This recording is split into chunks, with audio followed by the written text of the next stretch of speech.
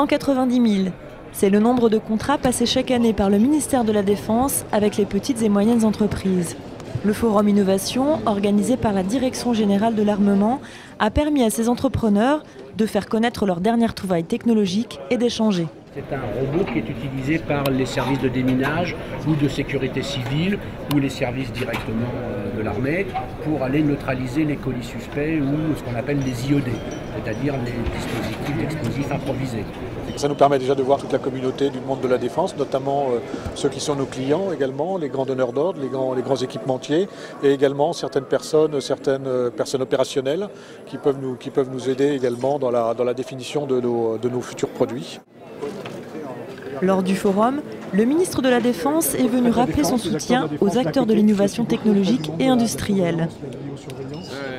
Dans les grands groupes, vous avez des laboratoires, vous avez de la recherche à long terme, mais souvent l'émulation, la stimulation, la pépite, elle se trouve dans les PME et en plus les PME irriguent le territoire national. Elles ont une implantation territoriale et la compétitivité française passe par là.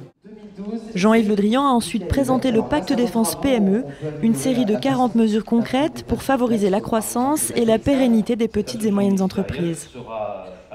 Comme vous le savez, l'innovation, c'est la réponse de la France au défi de la compétitivité.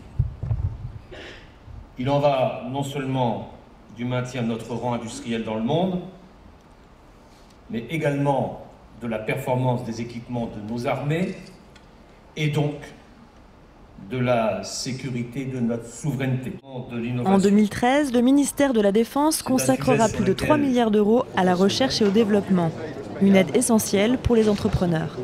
C'est important pour un industriel d'avoir le soutien, alors en l'occurrence de la DGA, d'abord parce que ça ouvre des espaces sur les aspects opérationnels et sur des demandes vraies qui remonteraient des équipes qui sont sur le terrain.